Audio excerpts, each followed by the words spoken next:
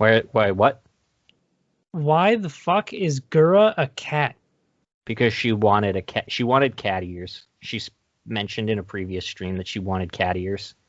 She just wanted cat ears, so now She wanted cat ears and a sailor uniform. So now she's just a cat shark? Yeah. It's been bugging me, I'm not gonna lie. She wanted it because she thinks cats are cute. She always squeals whenever cats pop up. She's not wrong, but I didn't get it. I was like, you've got all these, everyone's got these fly styles based on like their themes and their bits. Not everybody. And then, well, not everybody. Kiara is and probably always will be way out there, and she's a fucking cat too. And but she has a. She also has a binky. I saw. Yes. Like a pacifier. Yes. I'm not gonna include Kiara because I don't know what's up with her design team. I don't know who's making those decisions, but yeah. That is something. And Gura's just a cat. Resident Evil is cool. Did you see her stream of her playing it? I did not. She's for some reason playing Resident Evil with the Japanese dub, even though it takes place in Europe. I'm gonna use the weeb stuff excuse. But there's a certain point where it's like, yes, and then you're playing as an American, dude. Ethan Winters is American. Ethan Winters is Griffin McElroy. He is. I've been really getting into the Resident Evil franchise lately, and I love this picture I found of like just from the game where it's like the it's from one of the older ones, like Bioweapon Research Institute R&D staff, and it's like an actual photo of people, and they're just regular guys, and then a dude in a lab coat with sunglasses who's obviously Wesker, but he's the only one in just aviator sunglasses in a lab. That's Wesker for you. Wesker's the best villain ever. Like, they're investigating a mansion at night. A dark, creepy mansion. Sunglasses, aviators. You guys go off by yourselves. I'll handle this part. Okay, Wesker. He's just great. And he gets better the dumber the series gets. Yeah, because then you get superpowers. And then you get Wesker in 5, and oh my god, Wesker in 5 is so good. I can't even really describe it. He's just the campiest villain I've ever seen. And it's great. It's great every time. Sometimes, I don't know, like, because he's really memorable because of his campiness. He is. Probably also the design. It's because he's a character that looks really cool, but isn't. Yeah. He looks like he's supposed to be the most evil mastermind, but I take L's everywhere I go. And he's not even really a mastermind. He's like, his plans aren't really that smart. It's just, I build the bioweapon and that's it. We have the BOWs, and that's his plan. I didn't play 7, but apparently Jack, the antagonist of 7, is pretty great. Jack is very good. Like there's a part where you where you fight with chainsaws, and after you pick up yours, he's just like groovy. Yeah, it's awesome. There's a part where you can, I think it's like the first fight with Jack where you hit him with a car, and that's how you win that fight like instantly. Is you just run him over with a car. Oh, to bring this back to some sort of realm of animation, because this is an anime podcast, I've seen some clips from the Resident Evil movies, like one of the movies, not like the live action ones, like the CG ones, and like, damn. you know how like Leon Kennedy is a rookie cop? Yeah. In these movies, his aim is too good for a rookie cop. Just hold on 1 second. let me just send you this little nugget here on Discord. Let's look at the nug. Like that's too competent. Oh, I've seen this. He's like, he does gun fu. Yeah, he's basically doing gun fu with a single pistol, taking on an entire army of zombies. Because Leon is he's like a small cop, a small rookie cop in a John Woo movie. That's what he is. Now look at him doing that, and then him in any of the games where it's just like awkwardly firing several shots into an enemy before it goes down. And he usually has to stop. Yeah. But nope. And then he freaking, yeah. He's the best cop that's ever existed. There's clips of Chris in that one too, and he's basically doing like fucking Call of Duty shenanigans. Chris at least makes sense because Chris is supposed to be a big Call of Duty man. Because that's the thing about Chris is like, I'm pretty sure Chris came in when the series was about dumb bullshit. Chris was in the first one. He was. Oh, that's right. He was in the first one. You play as both Chris and Jill. And that's then right. It's Leon for a bit, and then Chris comes back for the dumb bullshit. I forgot about that. In fact, I think Chris even had a smaller inventory than Claire, so playing as Chris was actually worse than playing as, not Claire, Jill. Yeah, because Jill has like an extra pouch or something. She has 2 extra spots in her inventory, and in Resident Evil 1, you don't have inventory space. That's the real enemy of the game. It's like, what do I need? Because your gun and your ammo are 2 separate spots in your inventory. Yeah. Oh, and I think, yeah, you needed an item to save in the first one, too. Yep, you need the ink ribbons. That's why I never went back to play any of the first ones, because, like... That's a next level kind of horror. I'll give it credit that like, it terrifies me away from even playing the game, because I'm like, that's so scary. Just imagine. You realize, oh, that was the last ink ribbon you get in this game, and I used it. Huh. Well. Yeah. Guess I better just do the rest of the game perfect now. Yep. Also, if you killed a zombie in that one, you'd have to go and find, like, oil and kerosene to burn its body, or else it'll come back even stronger. Oh, you needed oil, kerosene, and a lighter, so you needed 3 items in your inventory that are not story-related items. And I think Chris had 6. Yeah, he had 6 spots. So 6 has plus 8. Your gun and your ammo. So if you needed to go and burn a body as Chris, you had 1 spot left in your inventory for a key item.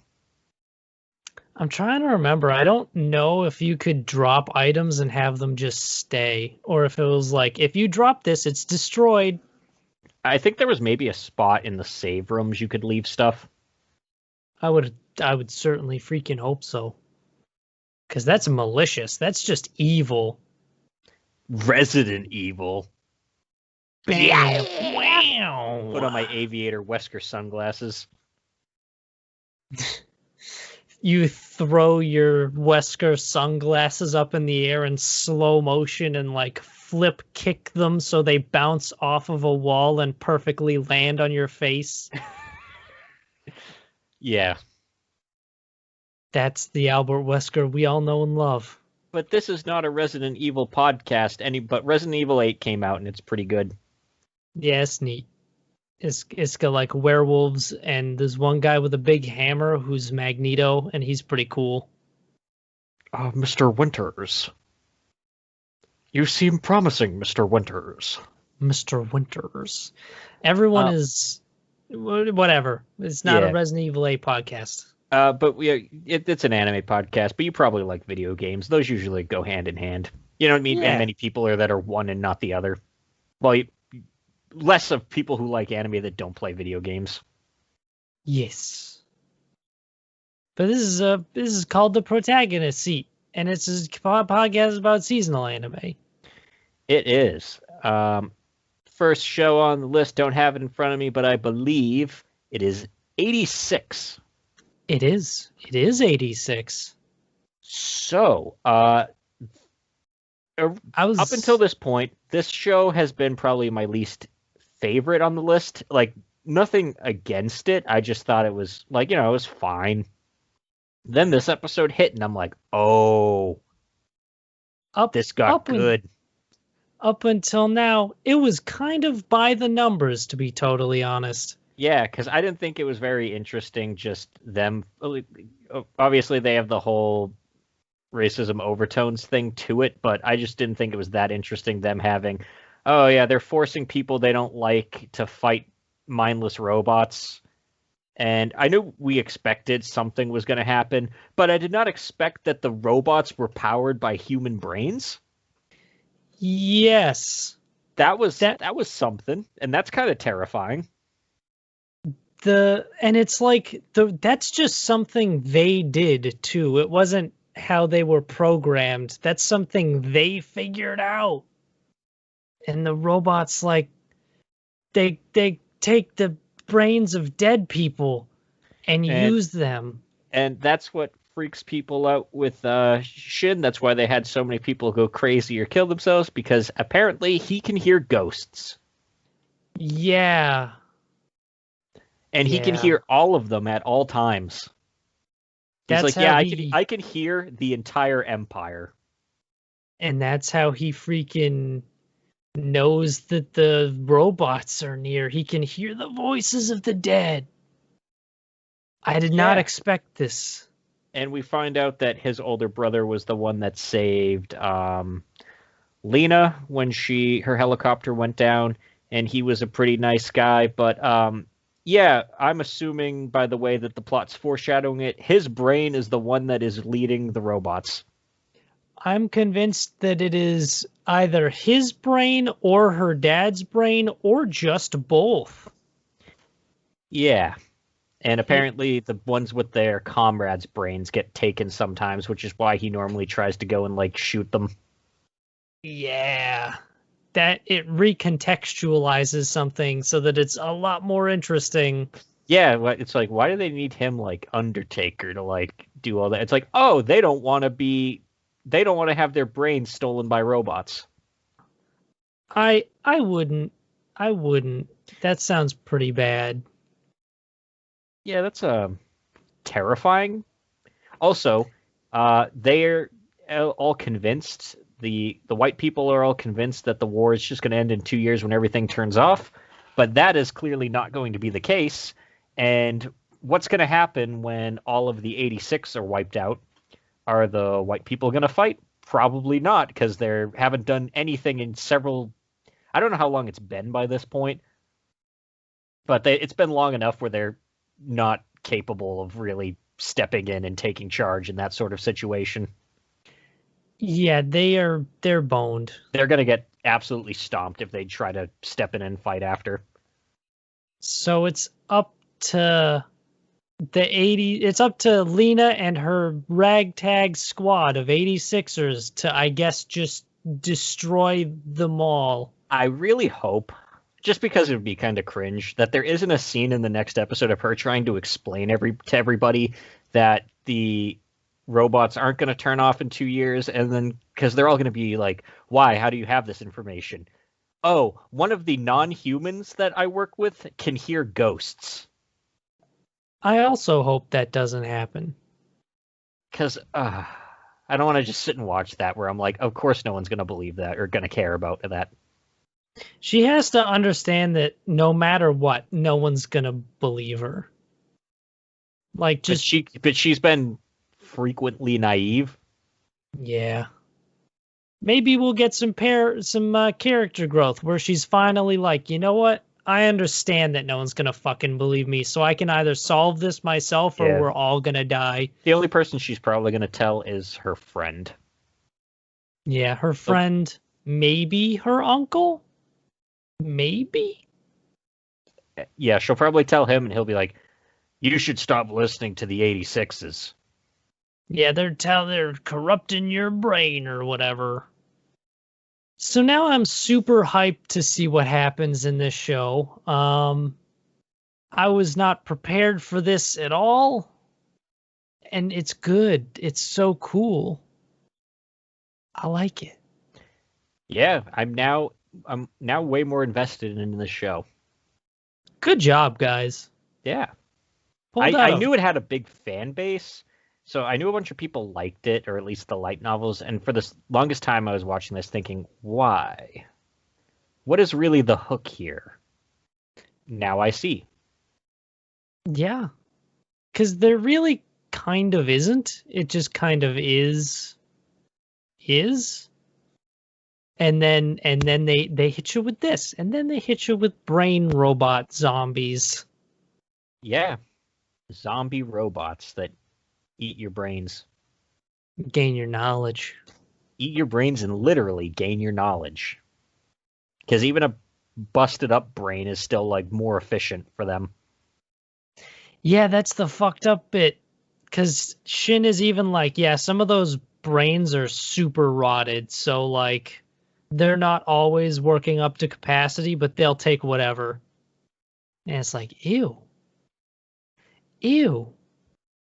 Also, apparently they destroyed that empire, so they probably got a whole empire's worth of brains. Yeah. It makes me wonder if, like, the robots, because they... Makes me wonder. If the robots, since they took... Assuming they took the empire's brains, if they, like, learned how to build more robots... because they get those brains now. Well, that's Robot 101. Also, they would have to because, they need to keep replacing themselves they need new ones to put the brains in. Yeah. God damn. But yeah, interesting stuff. Also Turns out interesting everyone's this week. Dead. Shadow's house. Shadow's house was very interesting this week. Yeah, so they're having the competition, and it's basically just to see who is compatible with their face and also treats their face more like an object. Those are the qualifiers, it seems, to get a good score. Yeah. The more of an individual your face is, the worse score you seem to be getting. There was the one scene that got me was where she was trying to explain to what's her name, Rem? The girl who talks to her finger, Red Rum. Yeah, Rum. Rum. Yeah, she was talking to Rum, and she was like, hey, why don't you talk to your shadow mistress using your finger? Because that will probably help you I'm like, that's not going to help her score. That's going to be weird. Unless that's what her shadow mistress does, which I really doubt it. If anything, it'll make it super worse. That's not going to help the situation whatsoever. The weirdest thing is, I think, doesn't Rum, like, lose a tier once? Like, doesn't she just lose 1 point throughout the whole thing? Yeah, which so far only tells me that the author just kind of isn't focusing on her for this because we already know she's not going to do well. I get the feeling that even if she did pass, they're like, she's fine. This one isn't going to make the rest of us function worse. Also, we can ignore this one. I really like Sean's Shadow Master, John. John seems like a cool guy. John is cool as fuck. Like, for a Shadow, John is pretty cool. He came out with the glasses, like, hey, man. He's like, hey, you need glasses, so I should wear glasses. And he's like, no, the face should conform for the shadow, not the other way around. And you know what? That probably would have gotten him docked points if he had gone through with the glasses thing during the debut. Yeah. But yeah, Sean and John, cool guys. I also do like how Ricky is basically the one who leads Patrick Like Patrick's the shadow and Ricky's the face, but Ricky's kind of the actual manipulator one, where Patrick just kind of pretends he is. Ricky is like the Grima Wormtongue.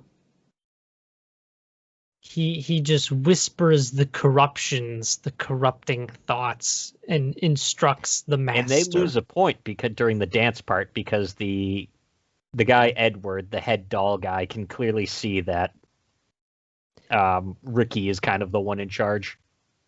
And I just want to say that I love Edward, because like he's just playing piano, and then he just gets up, walks over, takes the piece, and like slams it down one shelf lower.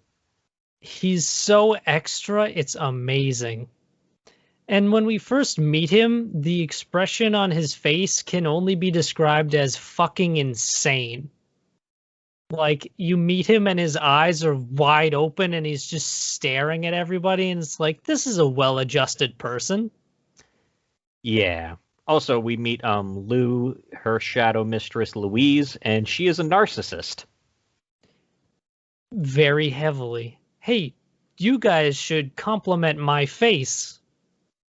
I love how Kate's like, no, I don't think I'll do that. I don't want to.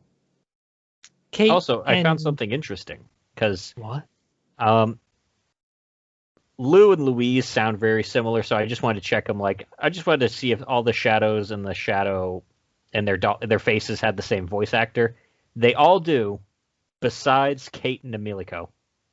Really? Yeah, everyone else has the same voice actor for both shadow and face. That's interesting. They're just using different tones and inflections. I like that. I think that's cool. But that just goes to show that's how different they are. They don't even have the same voice actor. That's a good stylistic touch. That's showing, not telling right there. Yeah. But I don't really know how this is going to play out. I feel like they'll all pass. Me too. And then this so Edward far guy's going to be mad that he didn't make anyone fail. Yeah. Or if anyone fails, I feel like it's going to be the girl that just does not speak. Yeah. Although her shadow mistress doesn't speak. So at the same time, I guess they're doing a pretty good job. They have succeeded kind of by just kind of doing. Oh, and then we get a scene with I forget her name, but Sarah's the shadow. What's her face's name? The doll. Oh shit. It's I know exactly who you're talking about, but I can't think about. Yeah, she's nice, but her shadow mistress is a bitch. Yeah, because we see her shadow mistress destroyed her. Yeah, she went into her room and like her face was all like, like, oh no. And then the beating happens. Well, yeah, she goes and then she asks her to like discipline her, which ends up being like a spanking scene. And then I'm like, this is gonna be really weird because you're essentially spanking yourself. If we're supposed to take the way the shadows interact with their faces is like kind of how they view themselves, then I think she is a lot of self-hatred. Yeah. Also, it's just the way it's done, it's kind of lewd. Yeah, it is. Because it kind of looks like she's into it the way they shoot it, and it doesn't seem like they don't play it off in tone or anything as something supposedly tense or anything like that. Yeah. If it makes them happy. I guess if that's how they want to do it. But yeah, I hope Sean passes, because you obviously know Kate and Emilico will, because they're the main characters. I like Sean and John, so I hope they're still around. I see potential in Ricky and Patrick, so I want them to stick around. Louise, I don't really care about. She's just a narcissist. Louise is in first place though, so I don't think they're gonna be. No, because she's the most proper shadow so far. The next challenge is the weird maze labyrinth thing, so maybe she'll get eliminated there. It'll be like you didn't expect them to get eliminated, but maybe that'll happen. Yeah, they'll lose a point during that because maybe it's like, hey, you got to go find your shadow. Yeah, and maybe the shadows, like, Lou, it's like, hey, your face doesn't like you as much as you like your face. It's what is it? Symbiotic. Yeah, it's not symbiotic. It's parasitic. Damn. Speaking of symbiotic and parasitic, Higehiro. Okay. It's like they got a symbiotic relationship. I would agree with that. So I didn't. This episode I kind of wasn't as into because I felt like things are working out too well. Yeah, I don't know. Like the show keeps destroying its own tension by just having someone's gonna find out about this, and then they do, and it's not really an issue. They're like, okay, we're fine with this. Yeah, I have literally no idea what the tension could possibly be. Because they're showing now, that dude. Turns out it wasn't the dude at his work. That dude that was scummy to her is gonna be her co-worker at the gas station or at the Combini. But yeah, I don't imagine that's gonna drag too long. She's probably just gonna be all upset, and then MC is gonna go and give that guy a stern talking to at some point about why he's a dick. He's gonna give that guy a stern talking to and give Sayu reassuring words, and then it's gonna be fine. Yeah. I don't know. Goto-san was more fine with it than she should have been. I feel like, I mean, they all get that, this guy's a good guy, so, I feel like someone should come up with an idea for other living arrangements. Yeah, no one else has been like, hey, maybe she should... Here's a solution to this problem besides go home. I can't go home. Okay, well, I'm stumped. Well, that's all I got. I gave it my all.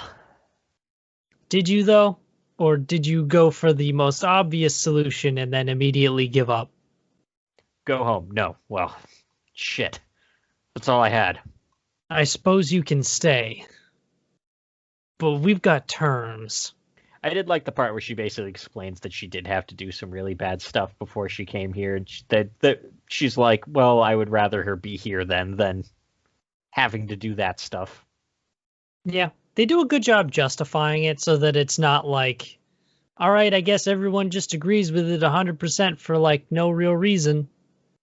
That's the one thing I will give this show is like, in general, it seems like a lot of these conversations play out a little more realistically than they do on other shows. But unfortunately, that makes it not as tense or boring because like people with good communication and understanding skills doesn't make for a very tense story. Because it's kind of sold as a drama, but there's not really any drama. Yeah, there is no drama. Just straight up. Everything just keeps working out. Everything works out fine, and then that's it. And then everyone moves on. And then someone's like, oh, but what if it doesn't work out fine? And then it just works out fine anyway. Because I like that people feel realistic in this. But everyone's kind of realistically a good person. Yeah. We need some realistic shitty people. That's what we need. So hopefully this guy is a realistic shitty person. You know what? Let's remain optimistic. We'll hope that this guy tries to fuck up the plot. Yes, because someone needs to. Someone needs to kind of grind a wedge into those gears. Hopefully it's this asshole. He seems like it to me, honestly. He kind of looks like a smug dick. Yeah, we don't even see his face. He looks like the redo of a healer guy. He does look like the redo of a healer guy. And that guy rapes people. That guy does. That guy... And they use the fact that it happened to him as justification. And that's not okay.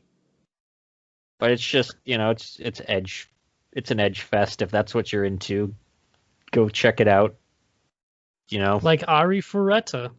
Just the edgiest fest. It wasn't... I wouldn't say that show's as edgy as Redo of a Healer, though. Oh, definitely not. But it's like, they're both just edgy shows that are just edgy to be edgy. Not really a purpose to it. Yeah.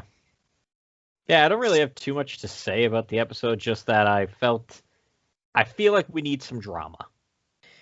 Yeah, I honestly think that's kind of what it comes down to with Higehiro is like, it's cool that these people feel like people. But they're like good people. It's like everyone's competently handling situations like adults for the most part. When we need someone to not do that for a story. Yeah, in order to make a story not boring, it kind of needs conflict, especially if it's a drama. Whatever. I'm just trying to think of other novels and stuff where basically every Shakespeare play, but if people communicated. That would be boring as hell. Romeo and Juliet. Iago tells me that you were cheating on me. I'm not. Well, I see. I guess I was worried over nothing. We killed Banquo. We killed him. We killed Banquo. Well, I guess you guys are just under arrest. Surprise. Yeah. Just like have open communication. Although at that point, the point where he killed Banquo, I think, was too late. Because he's already killed Duncan. You already killed Duncan. You've crossed the line. So beyond that point, it's not really... It's beyond saving. That's true. The story basically just plays out the same.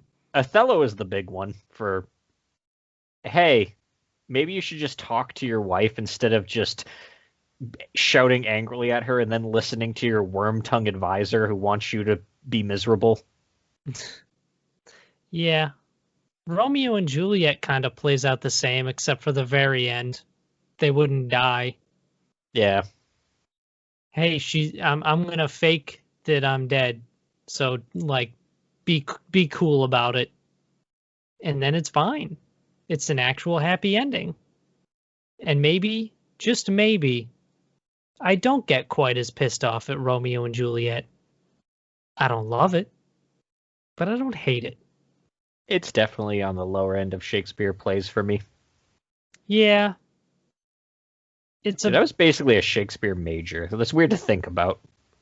That's true. You've read all of Shakespeare, haven't you? Almost all of it. There's like maybe 3 plays I haven't gone through. Jesus. Have you read, actually, it'd probably be easier to ask you what you haven't read. Probably. Off the top of my head, I'm not sure, though, because he was active for a very long time. That's true. The man wrote a lot of shit. He wrote a lot of bangers. There are a lot of bangers. I like to give Macbeth some shit, but I like Macbeth. Mostly because, like, there's a lot of people killing each other and, like, going crazy, and I'm pretty into that.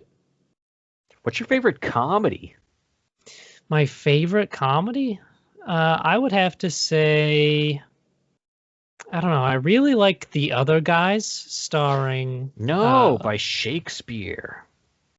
Honestly, I don't know, because, like, I have not read as much Shakespeare as you, because I didn't go to college to major in it.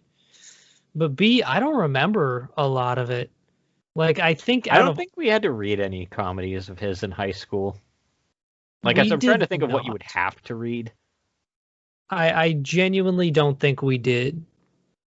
Because thinking about it, the only Shakespeare I read in high school was A, Macbeth, and B, Romeo and Juliet.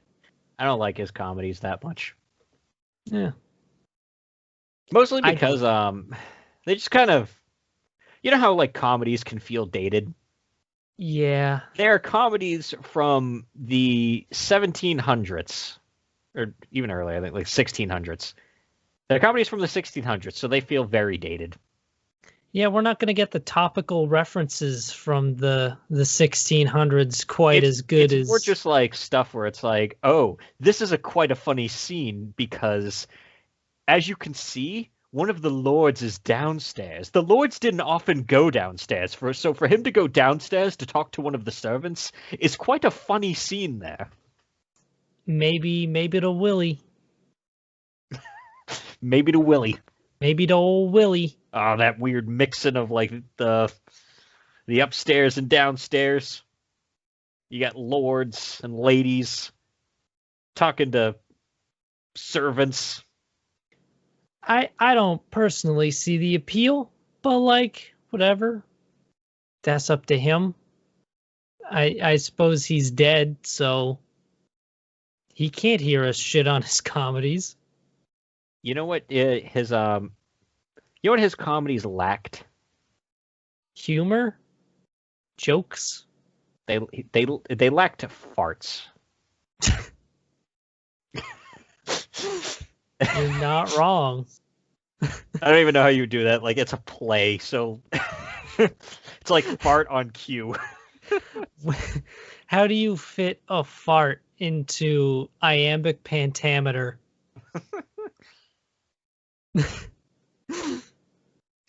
I think my favorite of his comedies is probably Twelfth Night, just because that one at least has some funny moments.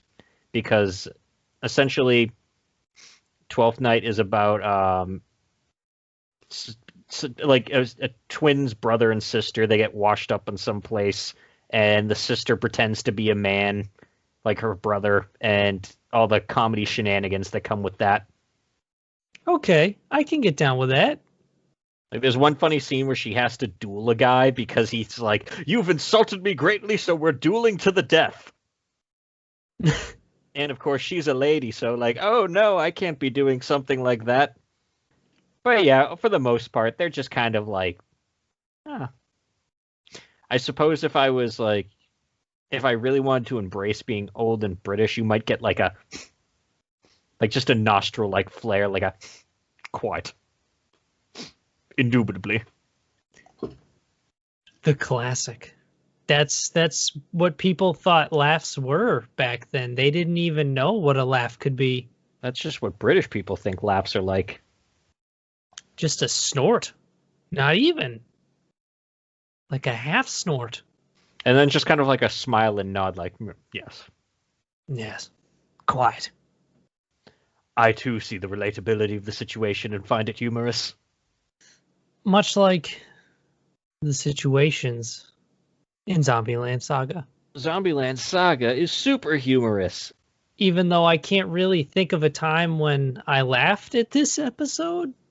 Yeah, I didn't laugh at this episode either. But I did like at the beginning where Tatsumi shows up. It's like, good morning, everyone! But then Lily essentially takes over his entire opening spiel. Oh yeah, that's true. That part made me chuckle. This is a Lily-centric episode. This is a Lily episode, and I like it. I like this episode. Yeah, so she, being a former TV star prodigy, decides the best way to capitalize on their success is to go on some sort of Saga game show that's like X Factor. It's got the 3 judges. It has a name that's like super not subtle. It's like Japan features talents or something like that. Yeah, like America's Got Talent, but Japan's Got Talent. It's very on the nose. But yeah, they go there, and there's another child prodigy, and he's a dick. Who'da fucking dunk it? The child actor who's super nice to everybody right off the bat. Turns out he's an asshole. There was one scene I did laugh at, or I at least did a nostril flare and went, quite. When Tatsumi gets up there and they're like, we'd like to welcome our next contestant, Tatsumi Kotaro. Oh, yeah. And he's dressed like a fish, and then he's like, "This is my impression of this species of fish during mating season." And then he just lays on the ground and just starts flailing his body. It's the like mudfish that they have the festival for in season 1. Yeah, and everyone is dead silent watching him. At first I was like, the man is hilarious and up to his antics, and then I realized that Lily was after. My dude went on stage to throw hard to make Lily's act look better. My man is always in the support role. The kid got up there and he did juggling, and he missed one, but then he just started shouting, "Never give up!" I would guarantee that was staged. I think that was a staged fumble. Yeah, and then Lily got up there and did Rakugo, which is like a traditional form of Japanese storytelling where it's just a single storyteller kind of gets on a pillow and just tells a story, playing all the characters, doing all the voices throughout it, which I'm going to be quite honest, it's a very interesting thing, but it does not seem like you would have the time frame for that. Don't they limit you to like a couple of minutes for those? In the real world, they do. They limit it to like, I think maybe 2 minutes. Because like I can't imagine a Rakugo story can be done in like 2 minutes. Especially since they do the like phase transition every 5 seconds and she's at a different part of the story. Yeah, but they eat it up. But yeah, I don't imagine that would have actually flown in a real scenario. Maybe that's how good she was. There's a good show about Rakugo, like a good anime about it, but I forget the name of it. But it's essentially like 5 cute girls who do Rakugo.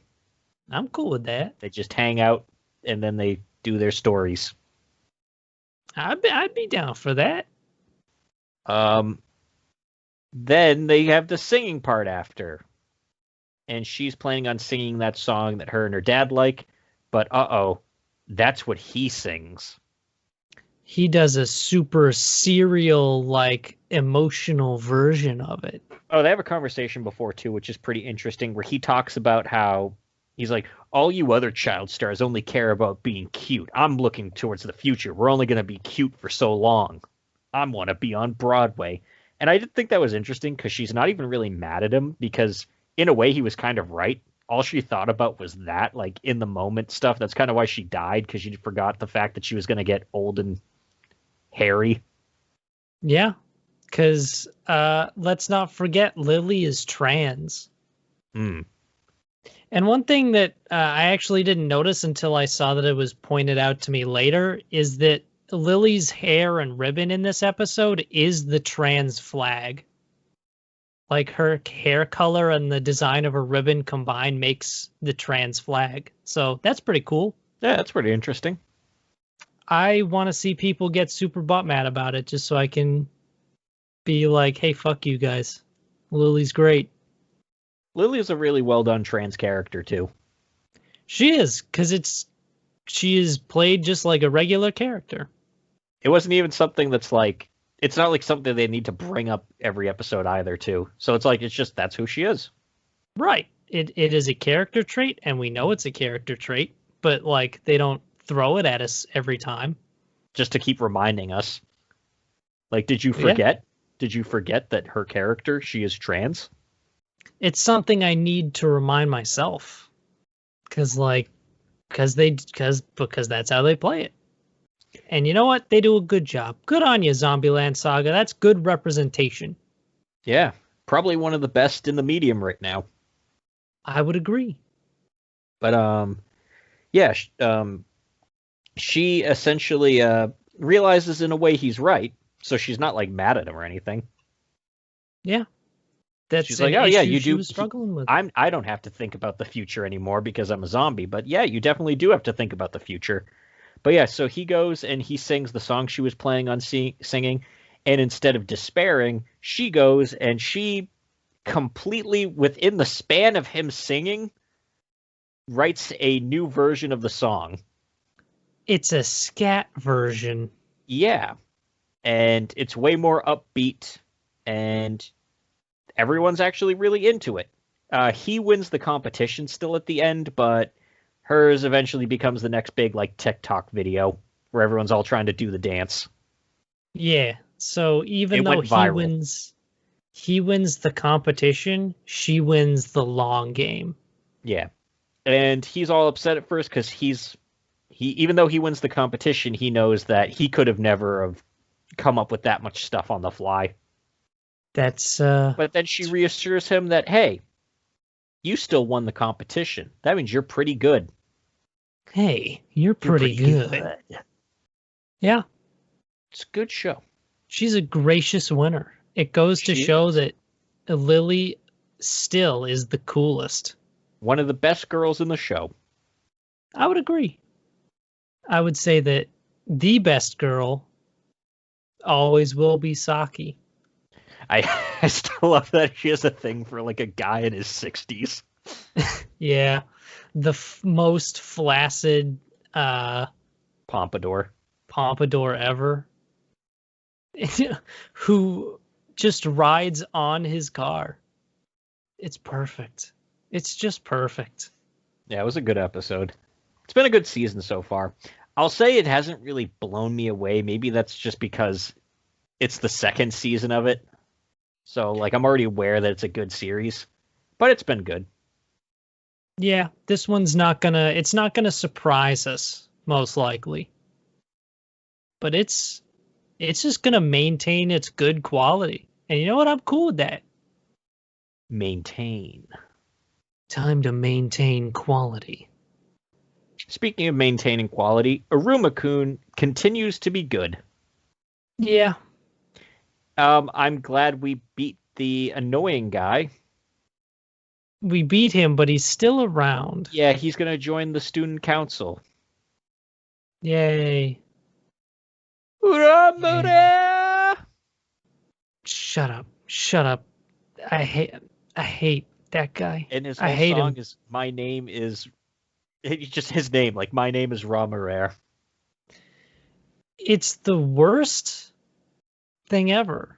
I really hope he doesn't break into song anymore. Oh my god. They're not bad songs, but there's something about this character in particular breaking out into song at random that makes me very upset. I do not like it. Yeah, he's something. Turns out though, one thing he isn't is the person who freaking...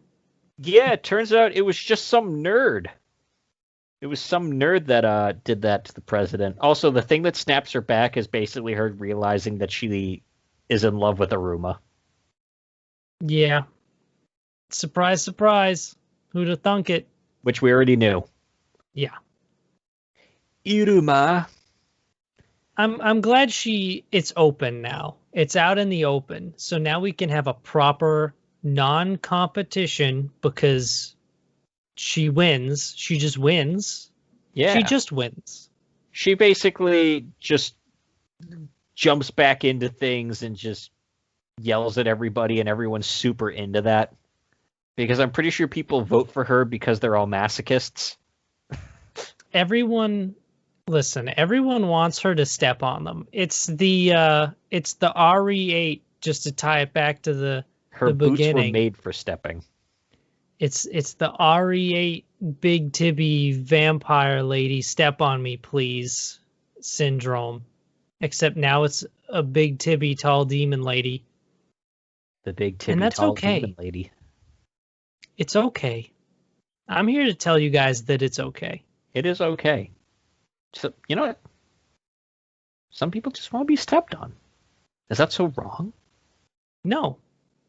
Some people will tell you that it is. I am here to tell you that it's... Yeah, these people... And you know what?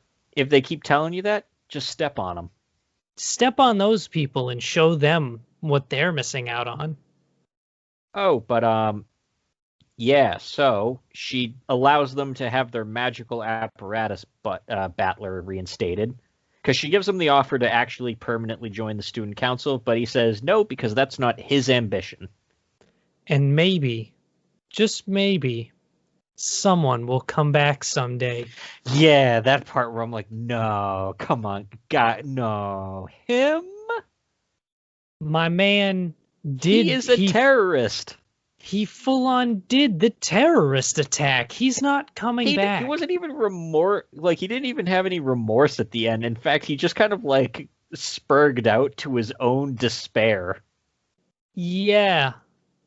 He was like, oh man, that was awesome. I looked so miserable right there at the end, having my plans destroyed and all that. Fucking weirdo. Yeah, thinking about it, I don't know if I want him to come back. Yeah, he's not a good person. He's not a sound person. No, he is crazy and he should stay in demon prison. Yeah. And like, even if I don't think he should be allowed back in school. No, he tried to blow it up. It's like, all right, we talked to him. He said he's not going to do it again. We're letting him out of prison, boys. He said he wouldn't do it again. Oh. Just why? I don't. Why? I don't. Why? I don't know. But we got the boys back together. The boys are back in town. Boys back in town, and he made friends with the student council members. They even ask about him sometimes. Yeah, they're pretty cool. They're cool guys and gal. And you know what? That's a good crew to have at your back. Yeah, in case something happens, now it's like, hey, we need the student council's approval or their help with this. Good thing I'm friends with the student council. Yeah, good thing the student council president wants to get in my pants. Iruma's just too powerful. I like how... And my familiar is my teacher. And my familiar is my teacher. Let's not forget that. I'm connected. I'm hooked up. And let's also not... Well, I like how at the end, the ring, I can't remember his name, but the ring like gives him shit because he's like, yo, that bitch likes you, dude. Dude, she's like, into you. Come on. No. Why would that even be a thing? Which, I mean, that's a 0 out of 10 reaction right there. You should be pumped as fuck. She's powerful. She just is the best girl. It's not even a contest. Like, I know Clara is one of his, like, core group members. It should not be Clara. No. She's like 10. Exactly. Clara is mentally a small child, so that is not okay. Yeah, it's not. It's the same issue I had with freaking the sad one where the chick had a computer in her brain. The what? The Day I Became God. Right, yeah. It took me a minute to remember. I blocked it out. But it's the same issue I had with that, where it's like, no. What a way to leave that show. It's like, yeah, he loves her, but now she has the mind of a child and is absolutely incapable of most bodily functions. Yeah, she's incapable of making such decisions and taking care of herself, and a lot of questionable things that are going on right here. Just what a mess. And that's how I feel about Iruma and Clara. Just not okay. Just don't do that. Just get what everybody wants the president. Literally there's no one in Clara's camp. Or the singer girl who I don't care. She's not in it. Like she's barely there. She's barely in it. She just shows up and goes, "Hey, cross dress." That would be like going like, "Oh, the succubus girl is gonna win. She's part of his class too." She said like maybe a sentence Well, to in Iruma. fairness to the singer girl, she had an arc.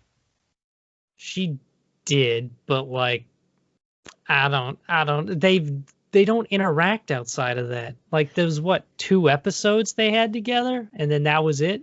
Yeah. We'll see. Yeah, she could always have more screen time, more Iruma time. Because he hasn't really done anything with his class in general this whole recent arc. Which is weird because they're a big part of the OP and the ED. Yeah. But I still am enjoying Iruma-kun, even though that guy was kind of annoying, but he's gone now. I'm looking forward to getting back on track to the next real villain instead of just some nerd with a crush. Yeah. I'm looking forward to it as well because I do like it. Yeah. I suppose that's everything. I suppose that's all we've got. If you want to stick with us and stick with the season, we're on like all kinds of shit. We're in a lot of places. Holy shit, there we are. Turn around. We're over there too. We're there like actual cannibal Shia LaBeouf. We're everywhere. We're everywhere. We're omniscient. We're on basically every pod platform. iTunes, Google Play, Spotify, Deezer, iHeartRadio. We're on YouTube as always. That's where we post things that aren't always like direct podcast episodes too. It's where the bonus stuff is. We're on socials media. You can find us on there. Just search up @Protagonist Seat. Go to the search and Twitter. Yes, go to the search bar and just type in the Protagonist Seat, and we're right there. As always, our amazing OP is done by Popskyy. He's a cool guy. His stuff will be in the description below. His Bandcamp, I believe. That's the link. But that's all we've got. Thanks for sticking around this week. We hope to see you again next week. Class dismissed. Dismissed.